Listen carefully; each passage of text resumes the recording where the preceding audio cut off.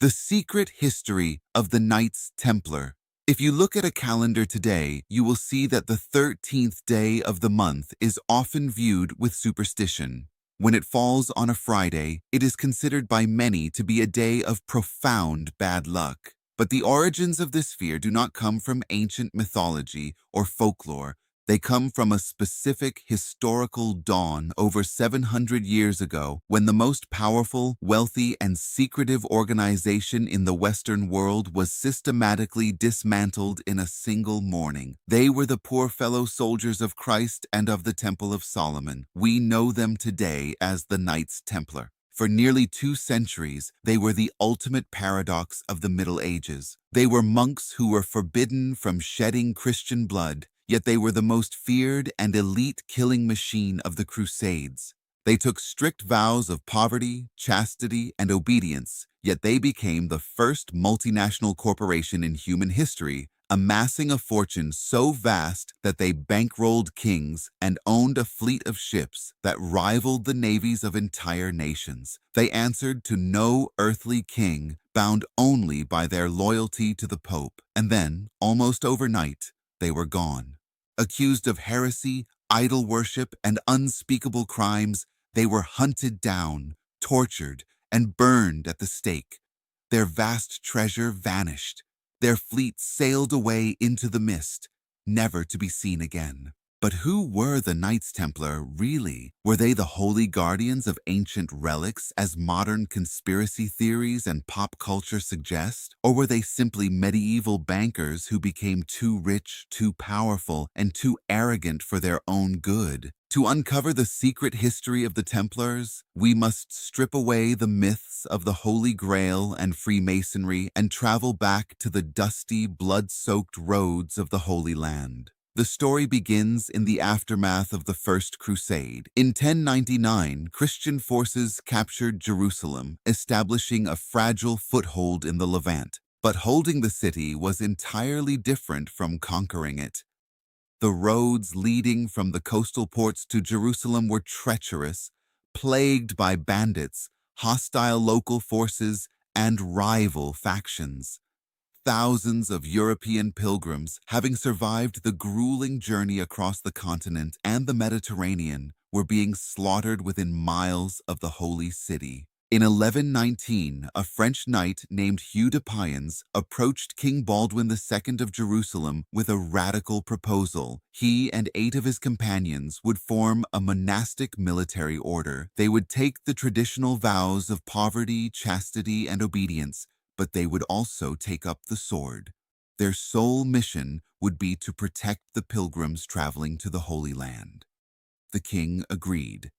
He granted the 9 knights a headquarters in the captured Al-Aqsa Mosque, which the Crusaders believed was built on the ruins of the Temple of Solomon. From this location, they took their famous name, the Knights of the Temple. In their early days, they were truly poor. Their original seal depicted 2 knights riding a single horse, a symbol of their extreme poverty and brotherhood. But their unique concept, a warrior monk, was revolutionary. In the medieval mind, a knight was a violent, often sinful figure. A monk was a man of peace. To combine the two was a theological contradiction. They needed a champion, and they found one in Bernard of Clairvaux, the most influential churchman of the era.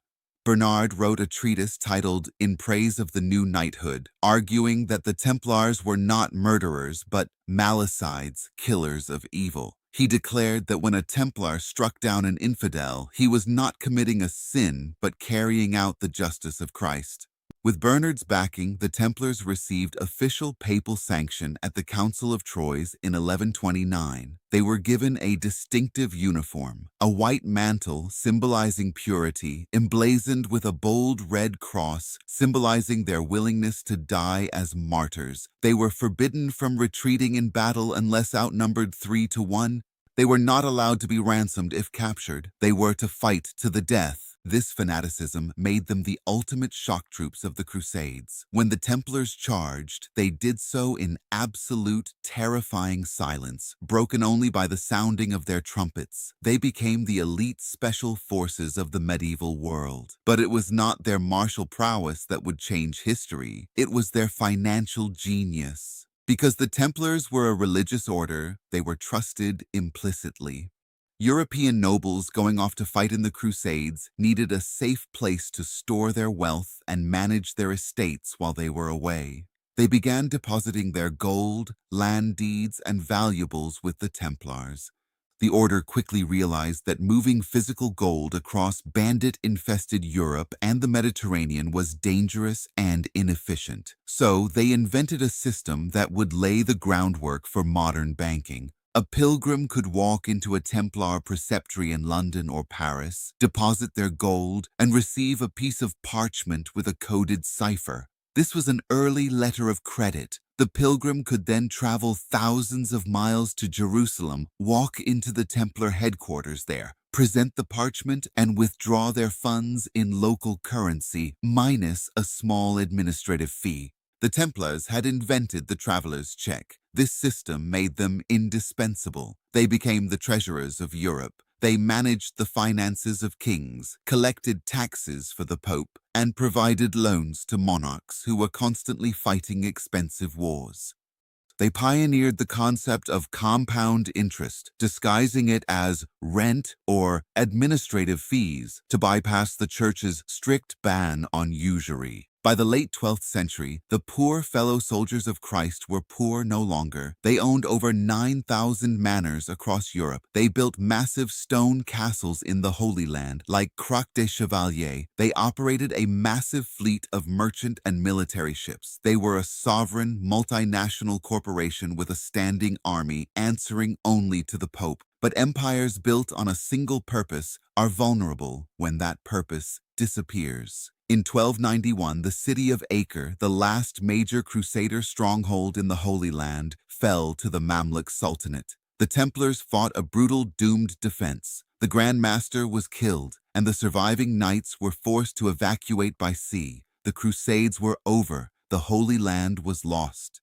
The Templars retreated to their vast network of preceptories in Europe, particularly in France. They were now a highly trained, heavily armed, and fabulously wealthy private army with no war to fight. They began discussing plans to establish their own sovereign monastic state in Europe, much like the Teutonic Knights were doing in Prussia. This ambition would prove to be their fatal mistake. Enter King Philip IV of France, known to history as Philip the Fair. Philip was a tall, handsome, and utterly ruthless monarch. He was also completely bankrupt. His wars with England and Flanders had drained the French treasury. To solve his financial problems, Philip had a habit of destroying his creditors. He had heavily taxed and eventually expelled the Jewish population of France, seizing their assets. He had even sent his thugs to kidnap and humiliate Pope Boniface VIII, who died of shock shortly after. Philip owed a massive, unpayable fortune to the Knights Templar. He looked at their immense wealth, their sprawling lands, and their political independence, and he saw not a holy order, but a threat to his absolute power and a solution to his debts. Philip needed a pretext to destroy them. He found it in the testimony of a disgraced, expelled Templar named Escure de Floiron, who claimed that the order's initiation rituals involved denying Christ, spitting on the cross, and worshipping a pagan idol. It was the perfect ammunition. In the deeply religious 14th century, heresy was the ultimate crime. It allowed the state to seize all the property of the accused. Philip secretly coordinated with his loyalists across France. On the night of Thursday, October 12, 1307, sealed orders were delivered to the king's bailiffs. They were instructed not to open the letters until dawn. When the sun rose on Friday, October 13th, 1307, the king's guards simultaneously stormed Templar preceptories across France. It was a masterstroke of coordinated law enforcement. Thousands of Templars, including the Grand Master Jacques de Molay, were arrested in a single morning. This unprecedented nationwide purge is the true origin of the superstitions surrounding Friday the 13th. The charges leveled against the Templars were a masterpiece of medieval propaganda. They were accused of heresy, blasphemy, sodomy, and worshipping a mysterious severed head or a demonic cat-like idol known as Baphomet. But Philip needed confessions to make the charges stick and to justify seizing their wealth. He handed the Templars over to the Inquisition. What followed was a campaign of systematic industrialized torture. The Templars were subjected to the strappado, where their hands were tied behind their backs and they were dropped from a height, dislocating their shoulders. They were placed on the rack, their limbs stretched until the joints popped. Their feet were coated in fat and held over open flames. Under this unimaginable agony, the knights began to confess. They confessed to spitting on the cross. They confessed to kissing each other in obscene ways during initiation. They confessed to worshipping Baphomet. Even the elderly Grand Master, Jacques de Molay, broken by the torture, initially signed a confession admitting that the order's initiation rituals were corrupt. Philip paraded these confessions before the public. He pressured Pope Clement V, a weak Frenchman who owed his papacy to Philip, to condemn the order. The Pope, caught between his duty to protect a papal order and his terror of the French king, eventually issued a bull ordering the arrest of all Templars across Europe. But the story took a dramatic turn.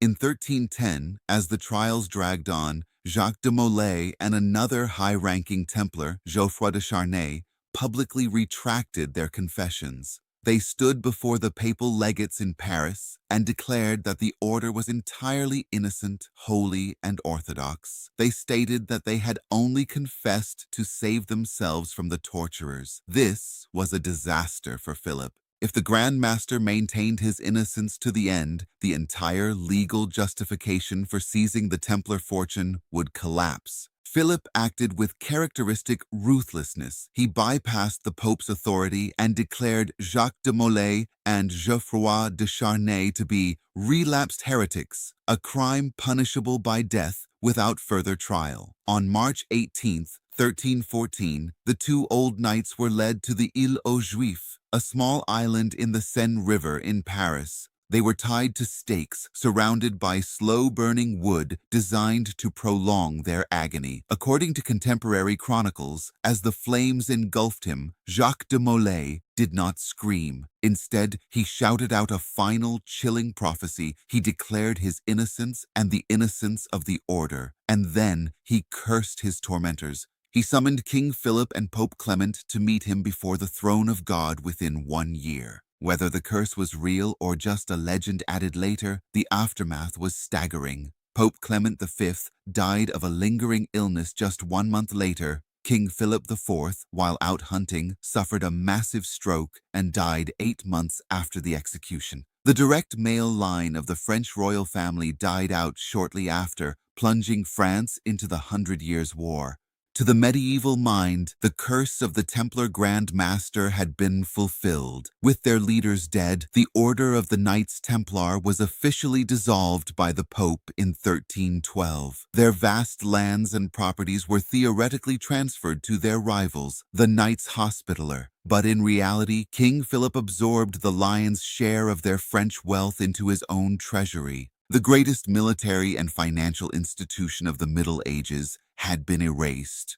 Or had it? This is where history ends and the secret history begins. When Philip's men raided the Paris temple, the financial heart of the order, they found something shocking. The vaults were nearly empty. The legendary Templar treasure, the vast hoards of gold, silver, and relics, had vanished. Furthermore, records show that just days before the arrests, a fleet of 18 Templar ships sailed out of the port of La Rochelle on the Atlantic coast. They were never seen again. Where did the treasure go? Where did the fleet sail? These questions birthed centuries of conspiracy theories. One of the most enduring legends claims that the fleeing Templars made their way to Scotland, a country that had been excommunicated by the Pope and was fighting a war of independence against England. According to the myth, the Templars fought alongside Robert the Bruce at the Battle of Bannockburn in 1314, using their heavy cavalry tactics to secure a miraculous Scottish victory. From there, the theory goes, the Templars went underground, eventually evolving into the Freemasons. This connection was popularized in the 18th century by Masonic lodges in Scotland who adopted Templar imagery and rituals to give their fraternity an ancient, romantic pedigree. Another legend suggests the fleet sailed west across the Atlantic a full 180 years before Christopher Columbus. Proponents of this theory point to alleged Templar carvings in Nova Scotia, Canada, and the enduring mystery of the Oak Island money pit, claiming the Templars buried their treasure and sacred relics in the New World. But the most tantalizing secret history surrounds what the Templars were allegedly guarding in the Holy Land. During their early years, the 9 founding knights spent years excavating the ruins beneath the Al-Aqsa Mosque, the site of the original Temple of Solomon. What did they find down there? Pop culture, driven by novels like The Da Vinci Code and movies like National Treasure, suggests they found the ultimate Christian relic, the Holy Grail. Some versions of the myth claim the Grail was not a cup, but a bloodline, the descendants of Jesus Christ and Mary Magdalene, whom the Templars were sworn to protect. Others claim they found the Ark of the Covenant, smuggling it to Ethiopia, where it supposedly remains today. Still others suggest they discovered ancient esoteric texts containing the secret knowledge of the universe or architectural secrets that allowed them to build the magnificent Gothic cathedrals of Europe. And then there is the mystery of Baphomet, the idol they were accused of worshipping. Historians largely agree that Baphomet was likely a French corruption of the name Mahomet, Muhammad, and the charge was simply a way to accuse the Templars of secretly converting to Islam.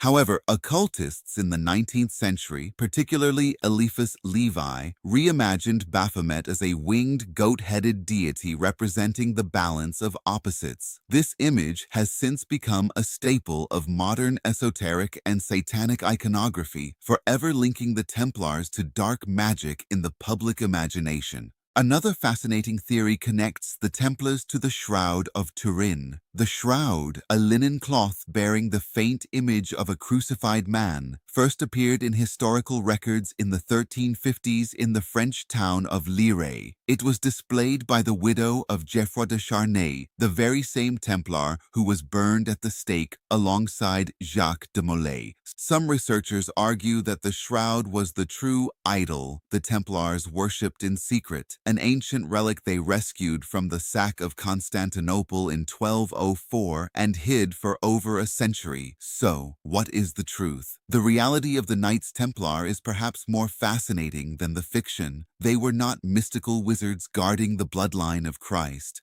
They were brilliant, ruthless, and highly disciplined men who figured out how to monetize religion and warfare. They built an international financial network that connected London to Jerusalem, creating the very foundations of modern capitalism. Their downfall was not caused by divine retribution or the discovery of a dark secret. It was caused by the cold, hard mechanics of state power. They became too rich, too independent, and too arrogant. They forgot that in the brutal game of medieval politics, wealth without absolute political backing makes you a target. King Philip IV did not destroy the Templars because they were heretics. He destroyed them because he was broke, and they were the bank.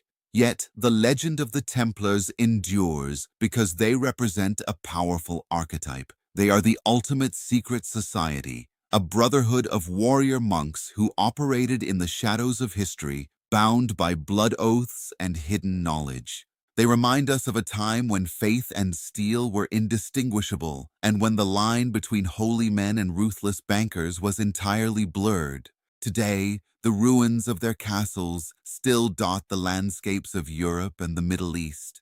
Their churches, with their distinct round naves modeled after the Church of the Holy Sepulchre, still stand in London and Paris. But their greatest monument is the world they helped create. Every time you use a credit card, write a check, or wire money across the globe, you are utilizing a system that was perfected by the poor fellow soldiers of Christ over 800 years ago. The treasure of the Templars was never a chest of gold or a magical cup. Their treasure was the network they built, a network that outlived the fire, the torture, and the curse and shaped the modern world. The Knights Templar were extinguished on the Île aux Juifs, but their ghost has haunted the corridors of history ever since. They are a testament to the fact that while a king can burn the men, he cannot burn the myth, and sometimes the myth is far more powerful than the truth.